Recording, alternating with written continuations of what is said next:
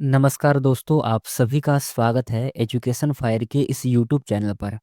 दोस्तों, कल आपको एक होमवर्क दिया था।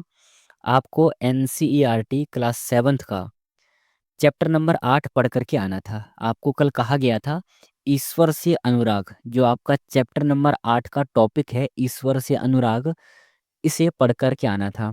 सो मैं ऐसा उम्मीद करता हूँ सभी पढ़ कर के आए होंगे। ठीक है, चलिए, आप पढ़ कर के आए हैं, कुछ आपको समझ में आया होगा। जो नहीं समझ में आया है, मैं पूरा निचोड़ यहाँ पर समझाने का प्रयास करूँगा। सो आपसे 20 मिनट का अटेंशन चाहिए क्लास में। 20 मिनट बड़े ही ध्यानपूर्वक इधर-उधर की बातों से निश्चिंत होकर के बिल्कुल दिमाग को सेंटर पे लाना है और इस चैप्टर को बड़े ही ध्यानपूर्वक सुनना है, समझना है और अपने कॉपी में आप नोट करेंगे। क्योंकि ऐसा कहा जाता है कि जब हम नोट करते हैं, लिखते हैं, तो 90% हमें लिखते-लिखते चैप्टर याद हो जाता है। जो 10% बच जाता है, उसे आप रिवीजन करेंगे तो आपका रिवीजन से पूरा क्लियर हो जाएगा टॉपिक। ये एक ऐसा चैप्टर है जहाँ से हर एक एग्जाम में सीटेट चाहे कई बार पूछे, यहाँ से प्रश्न बनता ही बनता है। सो बड़े ही ध्यान से देखना है। चलिए शुरुआत करते हैं। देखिए, ये उस समय की बात है जिस समय पर भक्ति तथा सूफी आंदोलनों का उदय हुआ था। ठीक है, भक्ति और सूफी आंदोलनों का उदय हो गया था। दक्षिण भारत में भक्ति का एक नया प्रकार नैनार और अलवार का उद्भव हुआ था। ठीक है, दो समुदाय था, एक था नैनार और दूसरा था अलवार। दक्षिण भारत में भक्ति का एक नए तरीके का उद्भव हो चुका था। 7वीं से 9वीं शताब्दियों के बीच कुछ नए धार्मिक आंदोलनों का प्रादुर्भाव भी हो चुका था उस समय पर। इन आंदोलनों का नेतृत्व, ये जो आंदोलन है, इन आंदोलन का नेतृत्व नैनार और अलवार ने किया था। नैनार जो कि शैव भक्त थे और अलवार वैष्णव भक्त थे। नैनार शैव संतों की पूजा किया करते थे और अलवार जो है वो वैष्णव संतों की पूजा किया करते थे। ये संत सभी जातियों के थे। इसमें ये नहीं था कि भाई जो इस जाति की है केवल वही आएगा, ऐसा नहीं था।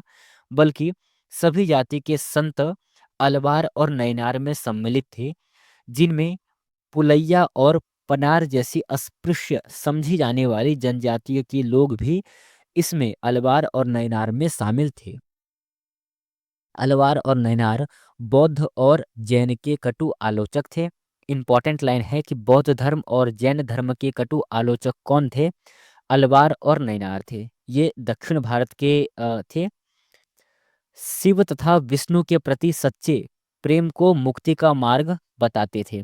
आपसे डायरेक्ट ये लाइन दे दिया जाएगा एग्जाम में और आपसे पूछा जाएगा शिव तथा विष्णु के प्रति सच्चे प्रेम को ही मुक्ति मार्ग बताते थे, ऐसा कथन किसका है? तो अलवार और नैनार का यह कथन है। अलवार जहाँ पर शैव संत है, वही सॉरी अलवार जहाँ पर वैष्णव संत है, वहीं पर नैनार शैव संत की पूजा किया करते थे। क्लियर है? चलिए फिर आगे पढ़ते हैं। संगम साहित्य तमिल साहित्य का प्राचीनतम उदाहरण है और सामान्य सन यानी ईसवी सन की प्रारंभिक शताब्दियों में रचित में समाहित प्यार और शूरवीरता के आदर्शों को अपना कर भक्ति के मूल्यों में उनका समावेश किया जाता था।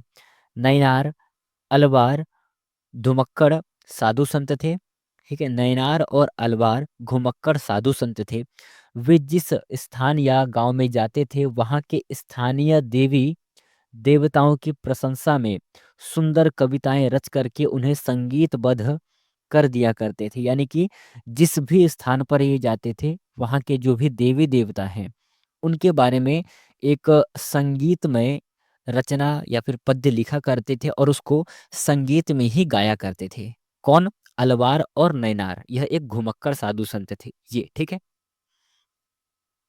माणिक्कव सागर की प्रतिमा कांस्य की प्रतिमा थी। जब आप अपने एनसीईआरटी बुक को पलटेंगे तो वहां पर आपको चित्र संख्या 2 में एक मूर्ति दिखाया गया है। एक पैराग्राफ में लिखा गया है कि क्या है, माणिक्कव सागर की एक प्रतिमा है जो कि कांस्य की प्रतिमा है। तो आपसे ये भी पूछा जा सकता है कि माणिक्कव सागर की प्रतिमा किससे बनी हुई थी? लोहा से, तांबा से सोना से या फिर कांसा से। तो आपका सही आंसर क्या होगा? कांसा। ठीक है? चलिए आगे चलते हैं। जब हम अलवार और नैनार के बारे में पढ़ रहे हैं तो आपको ये भी जानना चाहिए कि अलवार संतों की संख्या 12 थी। अलवार संतों की संख्या 12 थी। वे भिन्न प्रकार के पृष्ठभूमियों से आए थे। उनमें से सर्वाधिक सबसे अधिक प्रसिद्ध थे पेरिया अलवार, उनकी पुत्री डिपोडी अलवार और नम्मलवार। 3 फैक्ट याद रखना है। पेरिया अलवार, डिपोडी अलवार और नम्मलवार। उन्हें गीत दिव्य प्रबंधन में संकलित किया गया है। अभी आपको ऊपर पढ़ाया था मैंने कि अलवार और नैनार ये घुमक्कड़ संत थे। जिस भी जगह पर जाते थे वहां पर वो देवी देवताओं की आराधना करते थे, पूजा करते थे। पूजा करने का उनका स्टाइल ये था कि वहां के देवी देवताओं की रचना किया करते थे। ठीक है? एक गीत लिखा करते थे जिसे कि वो संगीत में लिखा करते थे और संगीतमय में गाते थे। ऐसे ही उनका जो उल्लेख मिलता है गीतों का, किसका? अलवारों का। ठीक है? जो अलवार थे, नैनार और अलवार दो थे, तो अलवारों का जो गीतों का संग्रह है वो आपको एक बुक में मिलेगा जिसका नाम है दिव्य प्रबंधन। ठीक है? नैनारों की कुल मिलाकर के कितनी संख्या थी? अलवारों की 12 तो नैनारों की 63। ऐसे नैनार थे जो अनेक जातियों में पैदा हुए थे। नैनार के दो संकलन थे, तेरवम और तिरुवाचकम। जहां पर दिव्य प्रबंधन अलवारों का गीतों का संग्रह था, वहीं पर नैनार नैनार के गीतों का संग्रह किसमें था? तेरवम और तिरुवाचकम में। यहाँ पर लिखा हुआ है अलवारों के गीतों का संग्रह दिव्य प्रबंधन में था। बड़े ही डिफरेंट पूर्वक याद करना है इसे आपको। 10वीं से 12वीं सदियों के बीच में चोल और पांड्य राजाओं ने उन अनेक धार्मिक स्थलों पर विशाल मंदिर बनवाए जहां संत कवियों ने यात्रा की थी।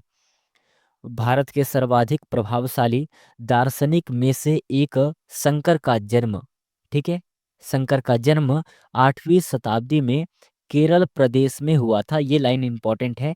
ये शंकर वही है जो कि आगे चल करके शंकराचार्य बनेंगे। ठीक है? शंकराचार्य बनेंगे जिन्होंने उपनिषदों की व्याख्या की है। 10 उपनिषद के ऊपर व्याख्या जिनका है। और ये वही शंकराचार्य है जिन्होंने अद्वैतवाद को माना है। ठीक है? अद्वैतवाद का समर्थन था जिसके अनुसार जीवात्मा और परमात्मा दोनों एक ही है। उन्होंने यह शिक्षा दी कि ब्रह्म को एकमात्र परम सत्य है, वह निर्गुण और निराकार है। ठीक है? शंकर का जन्म कहाँ पर हुआ था? केरल प्रदेश में हुआ था। 8वीं शताब्दी में जन्म हुआ था।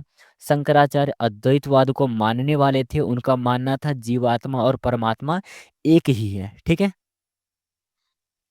चलिए इसके बाद आगे पढ़ना है रामानुजम के बारे में। रामानुजम एक बड़े ही गणितज्ञ थे। रामानुजम 11वीं शताब्दी में तमिलनाडु में पैदा हुए। शंकराचार्य कहाँ पर पैदा हुआ था? केरल में।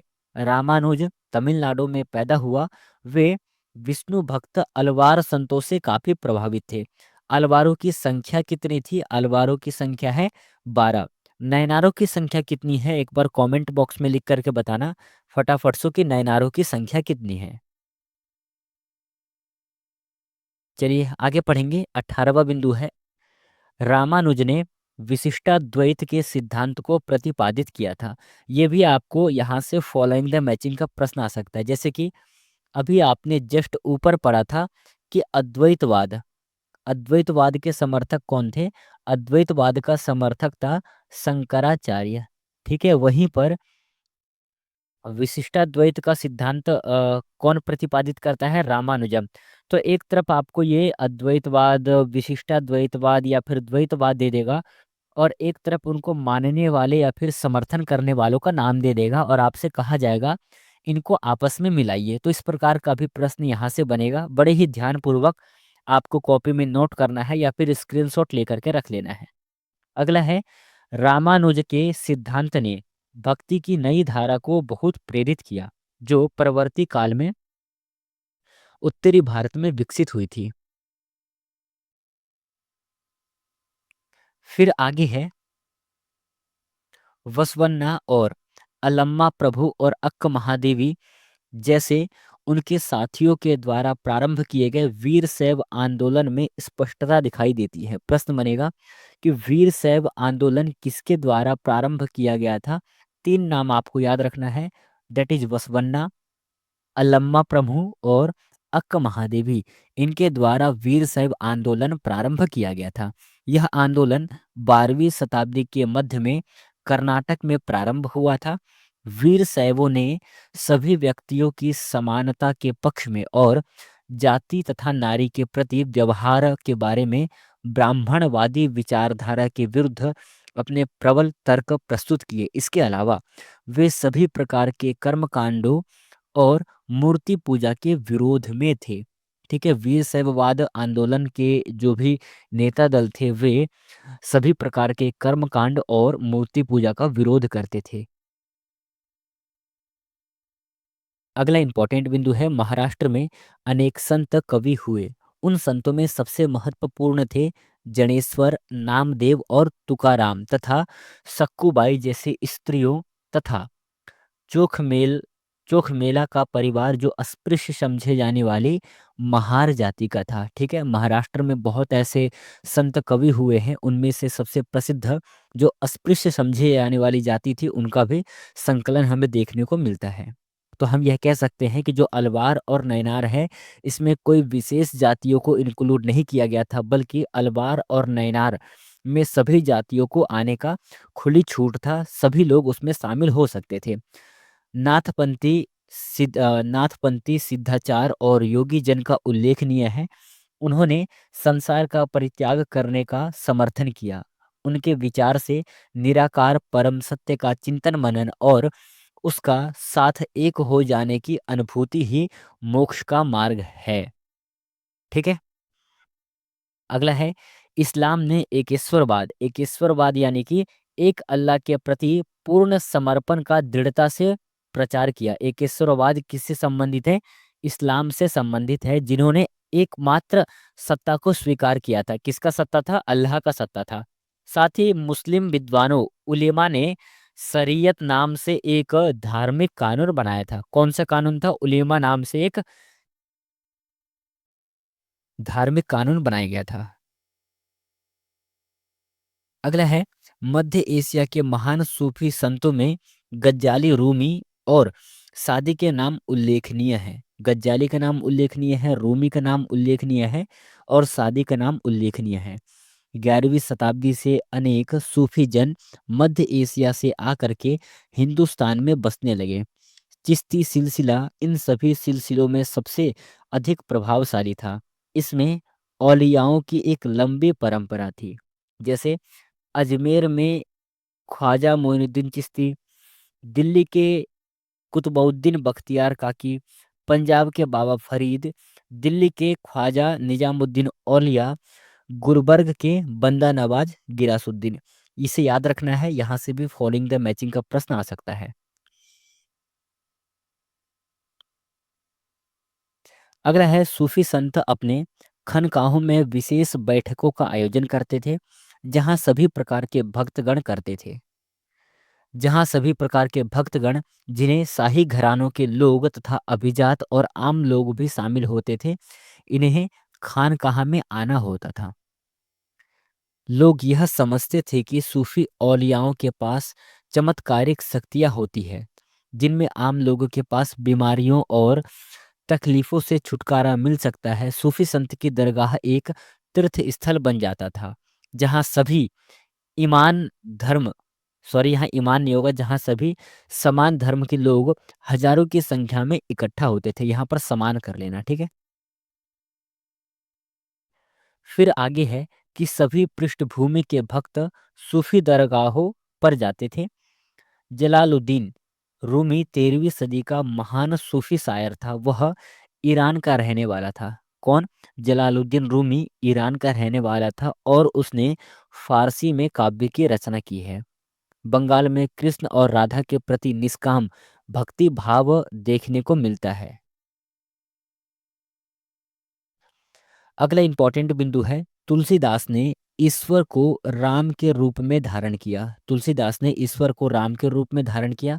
अवधि पूर्वी उत्तर प्रदेश में बोली में लिखी गई तुलसीदास की रचना रामचरितमानस। रामचरितमानस बुक के लेखक कौन है?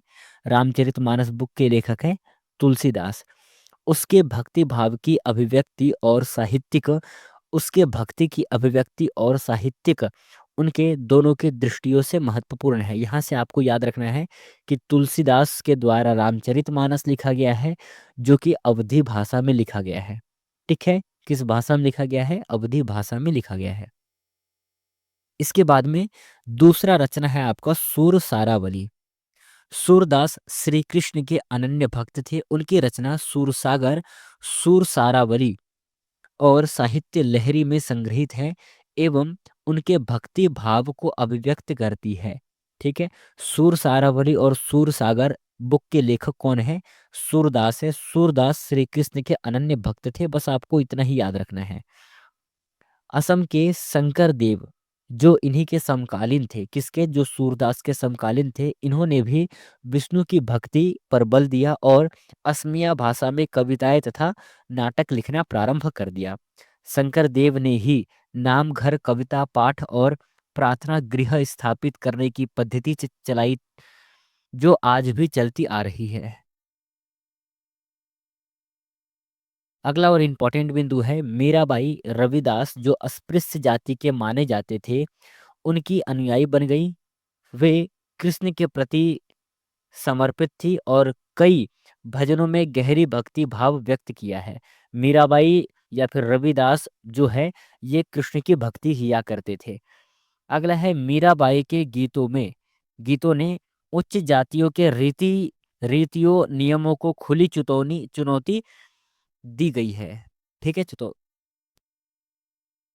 मीराबाई के गीतों ने उच्च जातियों के रीतियों नियमों को खुली चुनौती दी तथा ये गीत राजस्थान तथा गुजरात के जनसाधारण में बहुत लोकप्रिय है।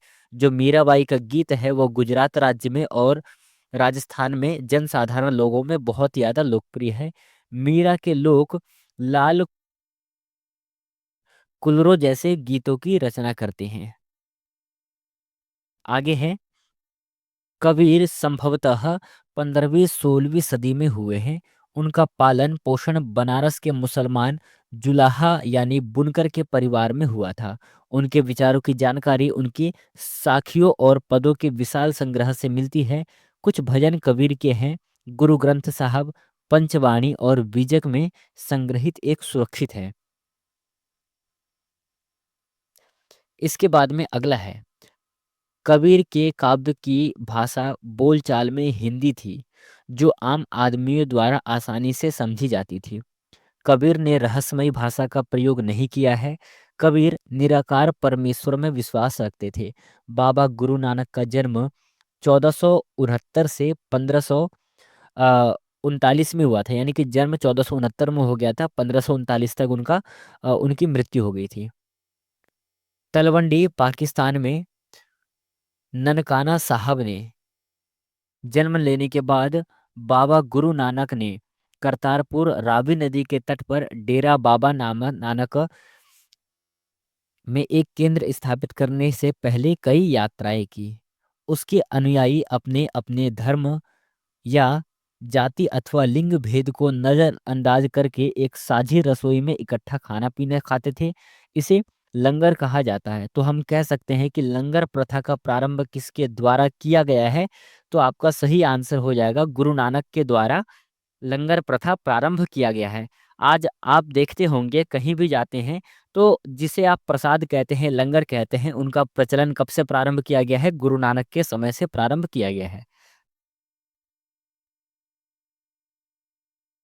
बाबा गुरु नानक ने उपासना और धार्मिक कार्यों के लिए जो जगह नियुक्त की थी उसे धर्मसाल कहा गया।